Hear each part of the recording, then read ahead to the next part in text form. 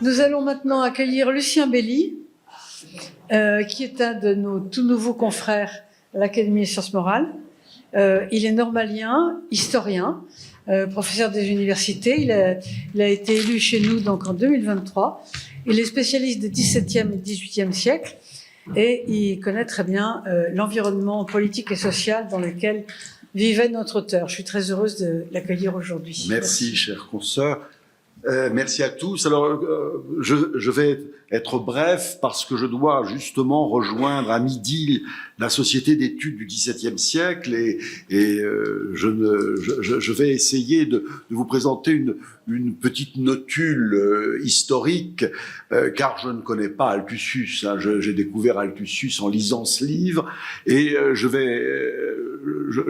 mesure maintenant le grand risque que j'ai pris de m'engager dans le domaine des idées de leur histoire, que je maîtrise très mal. Je suis un historien des pratiques politiques, mais j'ai cédé à l'invitation de Chantal Delsol et j'ai surtout eu le plaisir de me plonger dans cet impressionnant ouvrage qui offre aux lecteurs français un texte important. Dans le titre même, il est dit que la politique est méthodiquement ordonnée et illustrée par des exemples sacrés et profanes, et c'est un peu ce que je vais proposer, plutôt en amont par rapport à ce que vient de dire Blandine Kriegel, un peu le zeitgeist qui a permis à la pensée d'Altusius de se développer. Alors, je résume mon propos. Je considérerais d'abord le reflux des visées universalistes du XVIe siècle, auxquelles répond l'affirmation de l'État souverain, souvent princier, mais également le fait que, au XVIe siècle, des temps troublés ont amené à connaître de princes jugés illégitimes, et finalement il y avait deux ripostes possibles, c'est-à-dire une évolution vers l'idée de république, mais en réalité l'évolution historique s'est plutôt dirigée vers la sacralisation du pouvoir absolu, surtout en France, qu'exprime bien la pensée de Jean Bodin, et d'une certaine façon Altusius vient s'inscrire en faux contre cette évolution.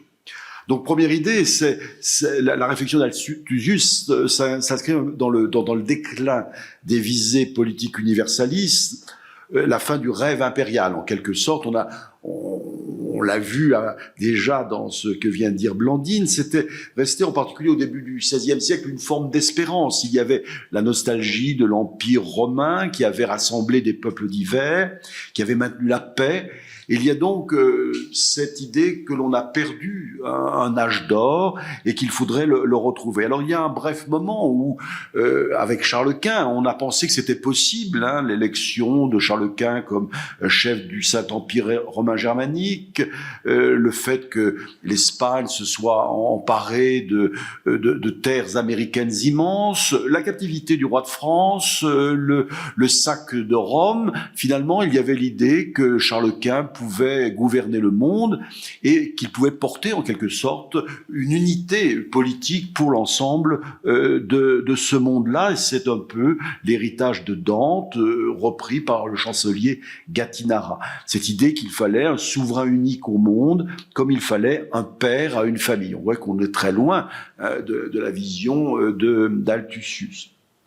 En réalité, cette résurrection de la monarchie universaliste est de courte durée, mais cela a redonné un peu du lustre au rêve impérial. Et il y a une très belle étude de Francis Yates qui dit que, au fond, cette idée de l'unité impériale est reprise par la plupart des souverains européens, comme Élisabeth Ier, l'idée que bon, ce ne sera pas en Europe, mais il y aura une création d'empire, cette fois-ci dans le monde et hors d'Europe.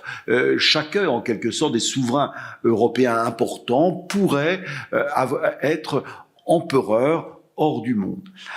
Charles Quint lui-même a eu beaucoup de mal à diriger cet immense empire qui s'était fait par agrégation de royaumes pacifiquement. Vous voyez, ce n'est pas une conquête, c'est donc une volonté de ces États de vivre ensemble, hein, par des unions matrimoniales essentiellement, et cette idée restait forte.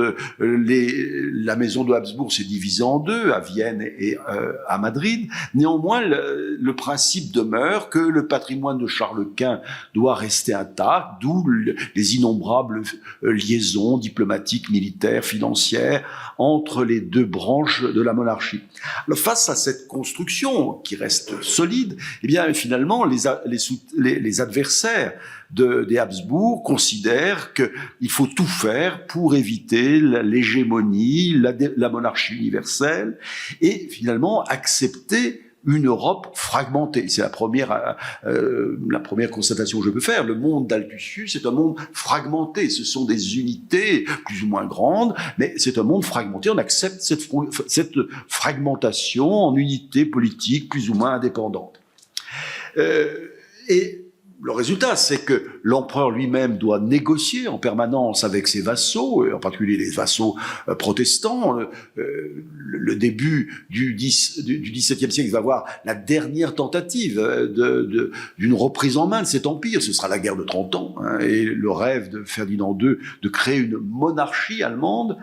Et du côté de l'Espagne, eh bien tout s'affaiblit, tout en restant assez cohérent, lorsque l'Espagne doit affronter cette révolte des provinces unies qui n'en finit plus, hein, une guerre de 80 ans.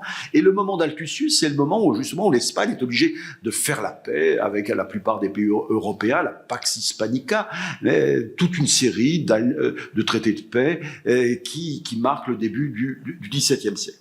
La deuxième réalité dans laquelle nous avons vécu déjà ce matin, c'est la rupture de l'unité religieuse, hein, c'est la fin de la tutelle de Rome, qui était, elle, une théocratie, et finalement, le monde protestant a rompu avec cette idée d'un État qui pouvait être théocratique, créé par Dieu, et le monde protestant s'était émancipé de cette tutelle, de cette intervention venue de l'extérieur, et en même temps, les princes qui se convertissent imposent leur religion, leur choix religieux à leur sujet, dont la vie est profondément transformée sans qu'on leur demande leur avis d'une certaine façon. Et on peut parler d'absolutisme confessionnel. Ces États protestants, république ou État princier, eh bien, sécularise les biens de l'Église. Donc ça signifie un afflux d'argent, mais il faut aussi réorganiser ces églises locales ou régionales. Il faut aussi trouver les moyens d'assurer les missions que l'Église prenait à sa charge. Donc il y a aussi un renforcement des États dans cette organisation nouvelle des princes et des républiques protestantes. Mais ça crée également une sorte de mobilisation, de solidarité, solidarité relative entre les États d'une même confession. Et indéniablement, nous venons de le voir encore, ce facteur religieux est essentiel. Et Gaël de Melmestre dit bien, la norme religieuse comme critère de l'action juste est à la base de la politique d'Altusius. Lui-même est sensible à la direction des affaires religieuses qui incombe au magistrat, et je rejoins ce qui vient d'être dit, le magistrat gouverne et dirige donc les officiers, les ministres ecclésiastiques. Il y a bien là une organisation singulière qui est née aussi de la réforme. Alors, chez Altusius, on peut se pose la question de l'unité religieuse. Et alors, c'est vrai que toute sa réflexion pourrait amener à penser que il y a une seule confession par État, et c'est un peu ce refus de la tolérance que vient de souligner Blandine. Mais en même temps, il s'est posé la question de savoir si le prince d'un royaume pourrait être d'une autre religion que ses sujets.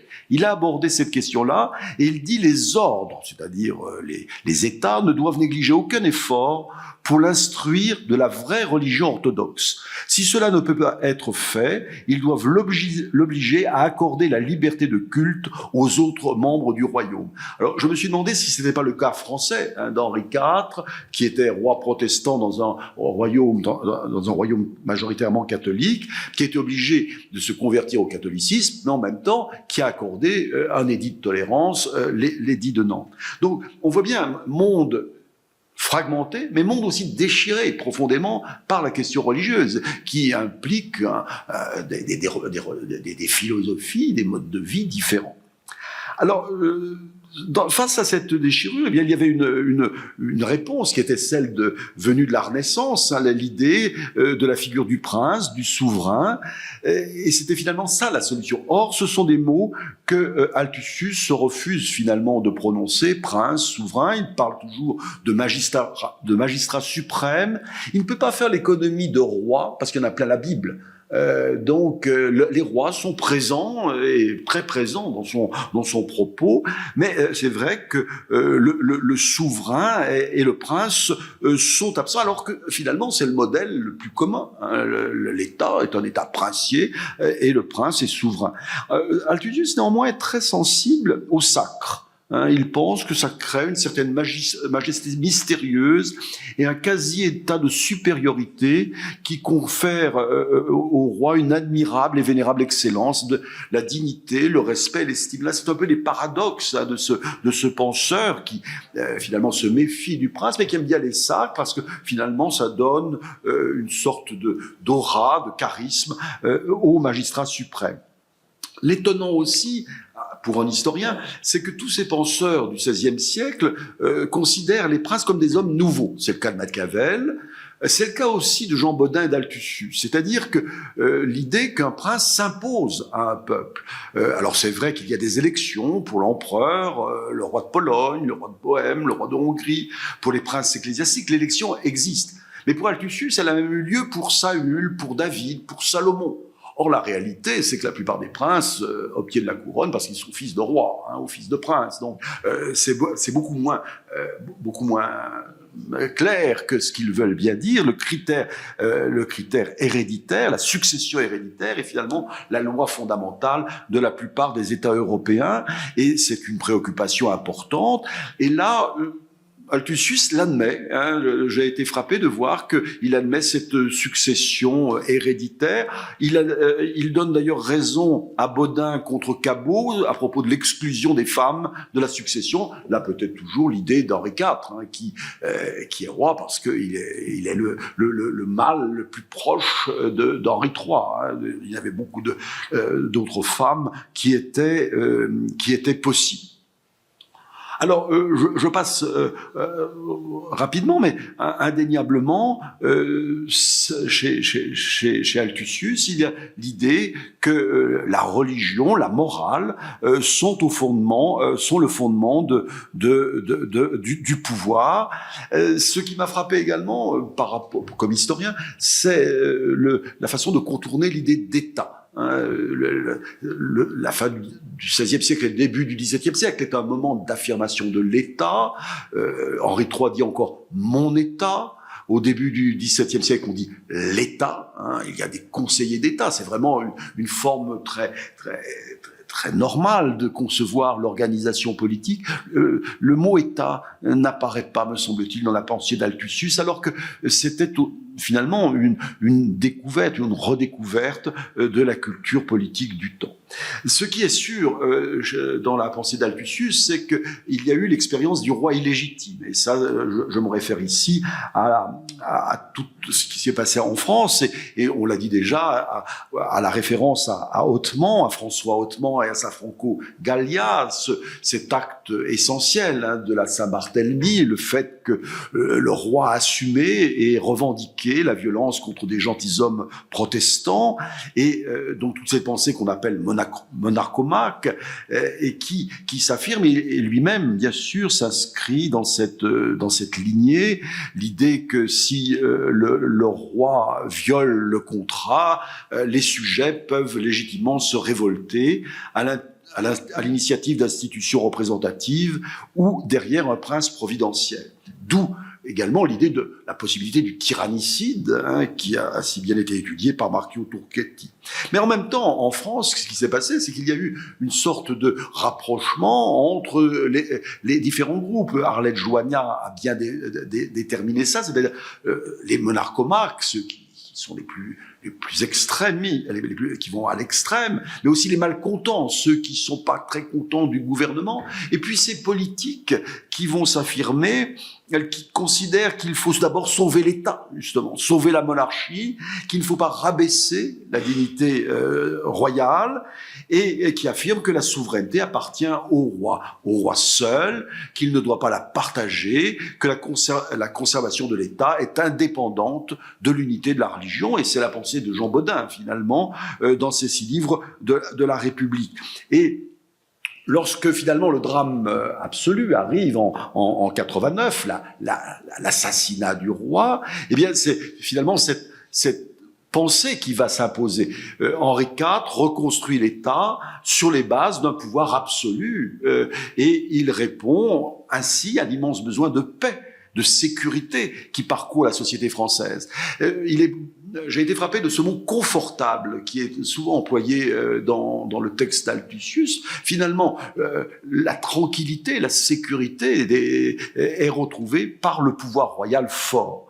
Et derrière ce pouvoir royal fort, les conseillers d'Henri IV vont célébrer la personne du nouveau roi par l'écrit, par l'image, pour affirmer sa légitimité, qui n'est pas si claire pour certains. Face au prince illégitime, il y a un prince renouvelé, en quelque sorte, qui trouve une nouvelle légitimité, en devenant, en quelque sorte, aussi l'Hercule français, mais aussi l'homme de la patrie. Il y a certainement une pensée patriotique, et l'historienne Myriam Yardeni avait insisté sur ce patriotisme dans les guerres de religion.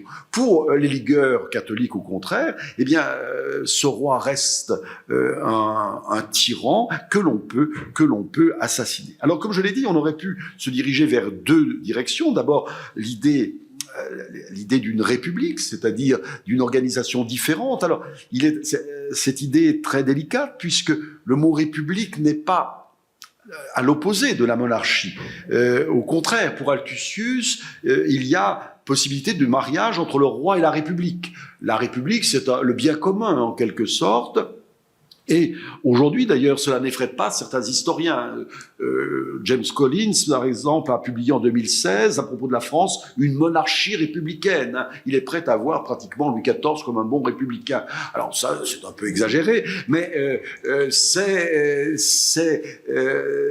un peu une pensée qui est aujourd'hui en train d'exister chez les historiens. C'est que il n'y a pas forcément d'opposition entre république et monarchie. Néanmoins, il y avait quand même des républiques, c'est des régimes républicains, Gênes, Venise, mais là encore, ce sont des régimes aristocratiques, pourrait-on dire, où le pouvoir est tenu par les plus riches, où on a mis en place des mécanismes politiques extrêmement complexes qui maintiennent le pouvoir dans quelques familles, et finalement, ces républiques, de façon étonnante, se réclament comme des monarchies. Elles veulent avoir le traitement royal. Par exemple, Venise se dit reine de Chypre, et elle est très sourcilleuse sur le fait qu'elle doit être traitée à égalité des monarchies. Donc on voit bien, là encore, que cet antagonisme est certainement plus complexe. Alors, il y a la République de Genève, il faut parmi d'autres, et on voit bien aussi qu'au temps d'Altusius, la République de Genève a réussi en 1602 à résister lors de la nuit de l'Escalade à l'offensive d'un grand prince, le duc de Savoie. Donc les républiques sont de taille à résister aux princes importants. Et puis bien sûr, l'exemple le plus caractéristique, ce sont les provinces unies qui se dressent face à un prince jugé illégitime, le roi d'Espagne, mais qui elles-mêmes, très longtemps, se sont cherchées un prince. Ça ne leur paraissait pas évident. D'ailleurs, ce sont des marquisats, ce ne sont pas du tout des républiques. C'est une fédération, pourrait-on dire, ou une confédération de principautés et qui ont désigné des états généraux qui sont plus une assemblée de plénipotentiaires qu'une véritable république telle que Genève. Et c'est simplement le poids de la Hollande qui fait qu'il y a une politique générale cohérente, parce que la Hollande compte plus financièrement, politiquement, dans cet ensemble d'États indépendants.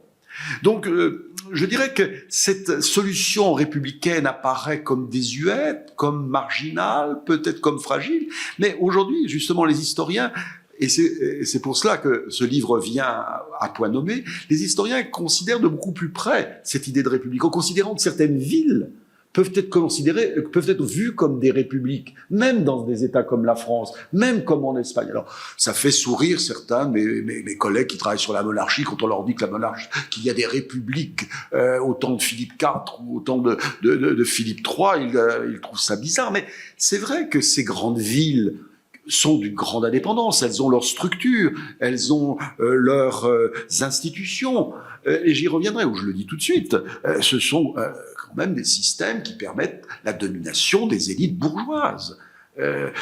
Alain Lotin a décrit l'île comme une citadelle de la contre-réforme, et il montre bien que c'est une principauté pratiquement, c'est une véritable république. Mais qu'est-ce qu'il montre également? C'est que le pouvoir appartient toujours aux mêmes.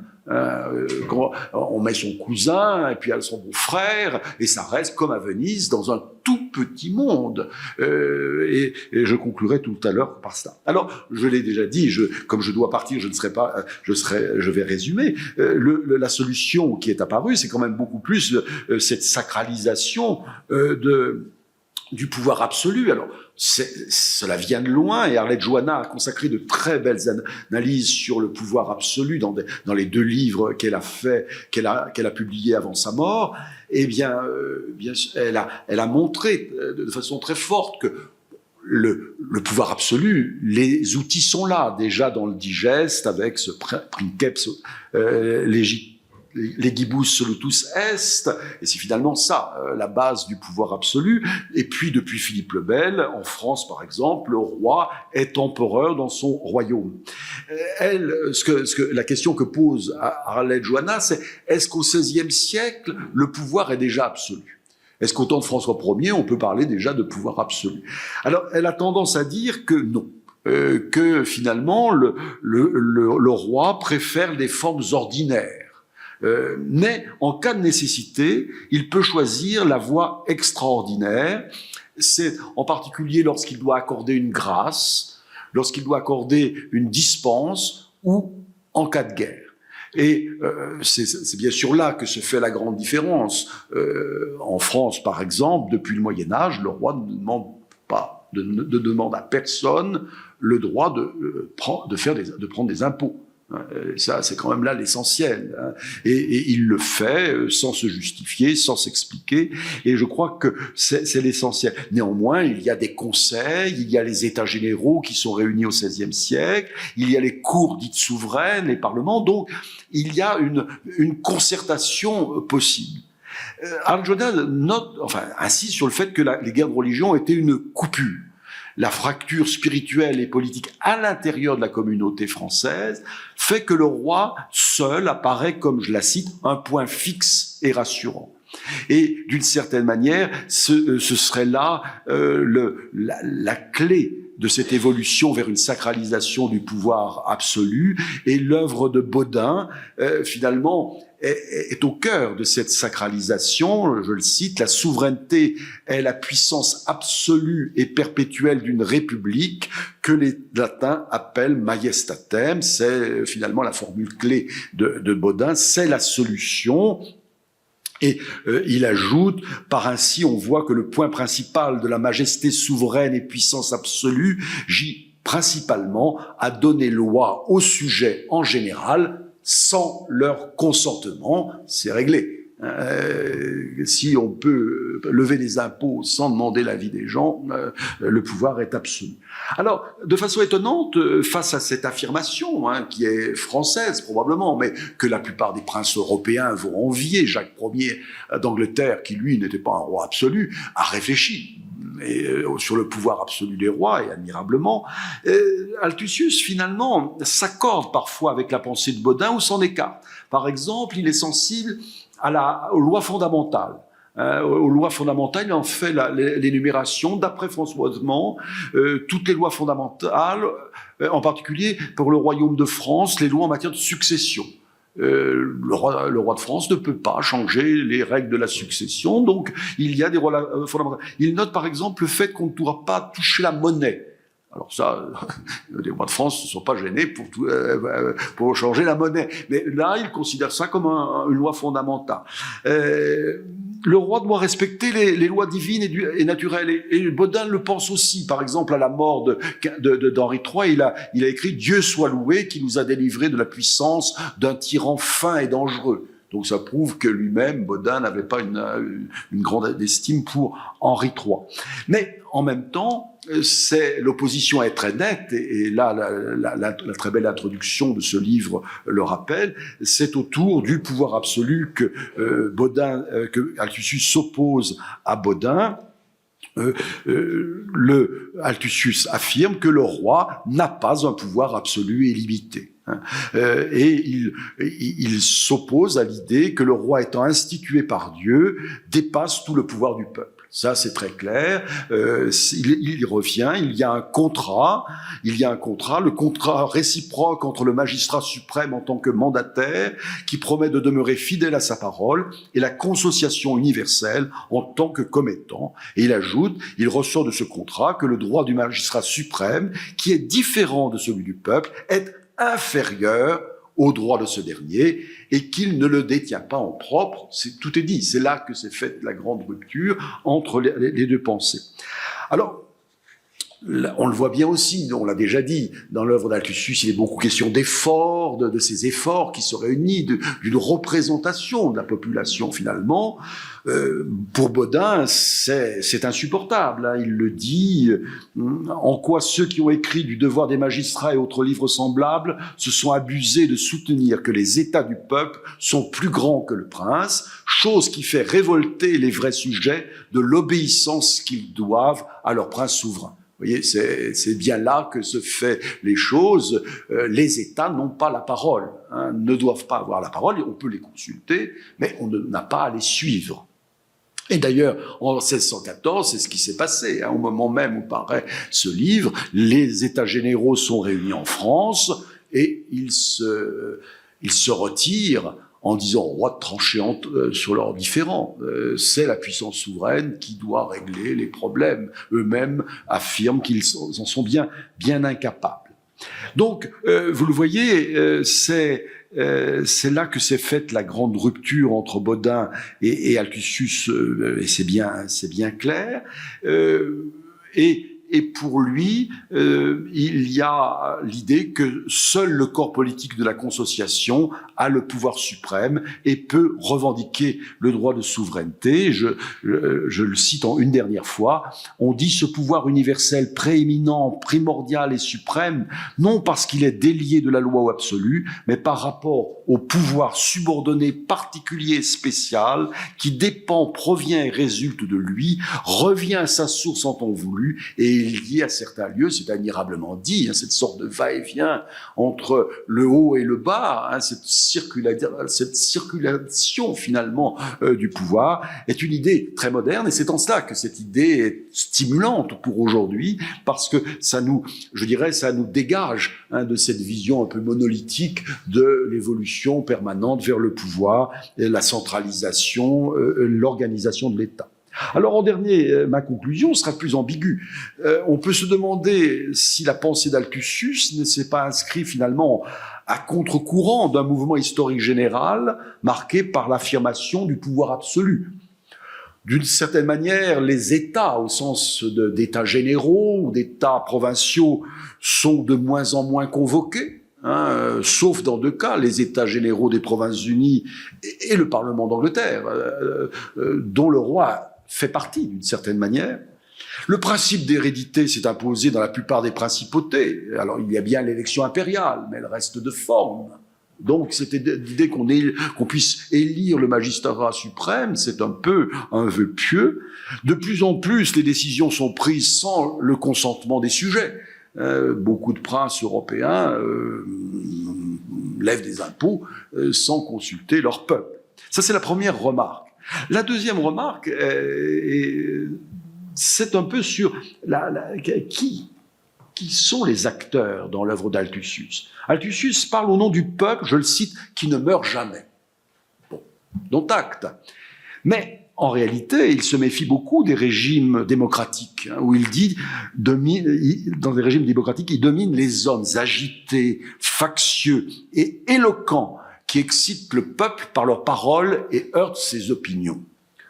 Moi, je pense qu'Altusius parle pour un gouvernement bourgeois, comme il existait dans les républiques. Ce que je vous ai décrit, ce pouvoir confisqué par des élites qui ont le pouvoir économique, le pouvoir politique et le pouvoir religieux, qui finalement le conservent, se l'échangent, et finalement, c'est l'idée très, très naturelle qui existe dans toutes les sociétés anciennes, que c'est la senior pars, la partie la plus savante, la plus sage, la plus expérimentée, la plus âgée d'ailleurs souvent, la plus riche, qui doit décider pour les autres. Et il pourrait y avoir un problème de regard sur l'œuvre d'Altusius, d'y mettre trop de vision démocratique, peut-être trop de républicanisme, au risque finalement de fausser un peu le jugement historique.